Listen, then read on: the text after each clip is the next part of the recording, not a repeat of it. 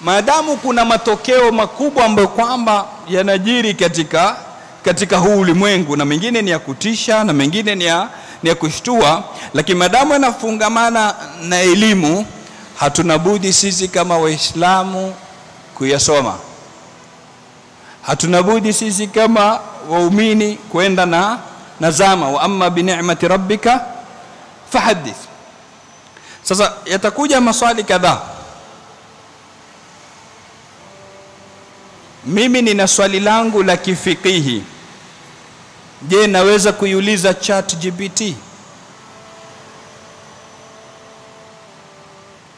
Kuna videos ambazo kwamba zipo katika mitandao ya kijamii zaonesha moto na namna watu wanavyoadhibiwa, zitengezwa na AI, na zingine zinaoneshwa janna. Unaona watu mashallah wamekaa ala sururi mutakabilin, wameelekeana huko karibu na mito, anakupa picha.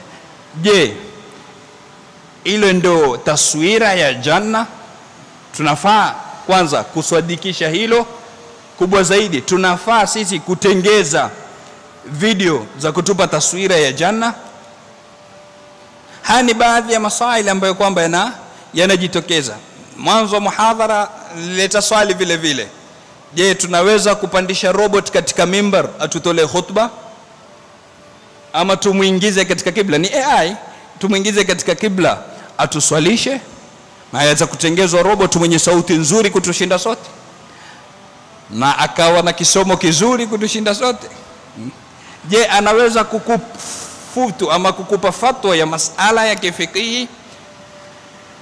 Ando natuhusu sana katika kadhia hii, manake yale ya kuisoma tumewachia watu wa programming na IT. Sisi sasa umumu nasi, unapokwenda kuuliza swala lako kwa shekhe kutaka fatwa, ile fatwa hupewi tu moja kwa moja, ina vigezo kadhaa. Yule mufti anamwangalia nani aliyeuliza kwanza, yuishi katika mazingira gani, anapitia dhurufu zipi, unaona background yake ni gani, ni wadhehebu lipi. Yani kuna vigezo kadhaa ambavyo kwamba anavizingatia yule mufti mpaka kuja kutoa ile fatwa. Na ndio unaona katika baadhi ya hadithi za Mtume, ukiwa huko makini utasema ni contradiction, kuna mgongano katika maneno ya Mtume. Mbona huku anasema hivi na huku anasema hivi? Kwa hivyo anakuja mtu, ya Rasulullah ausini, nipe wasia, atamwambia la taghdab, usikasirike. Mwingine atamwambia nini? La yazalu lisanuka ratban bi dhikrillah, ulimi wako usiache kwa majimaji kwa kumtaja Mola subhanahu wa ta'ala, yani usikate kumtaja Mwenyezi Mungu subhanahu wa ta'ala. So mbona swali ni lile lile ausini, lakini kila mmoja amepewa jibu lake tofauti? Amemwangalia kwanza, huyu ni mtu ambaye kwamba ni wa short temper, ni mtu wa kukasirika haraka, kwa hivyo kinachonasibiana naye la taghdab. Tuko pamoja? Kwa hivyo ule mufti anazingatia yote hayo. Swali liko hapa, ama ChatGPT nikimuuliza anayefahamu yote kunihusu mimi, hivyo siwezi kwenda kumuuliza swala. Jambo la kwanza. Jambo la pili, anachokijibu ChatGPT ni kile alichofidiwa, alicholishwa, alichoingizwa ndani yake. Unajua nani aliyemfeed? Unajua ni kipi alichofidiwa? Zamani tulikuwa tutahadharisha watu kuchukua fatwa katika mawaka, katika websites.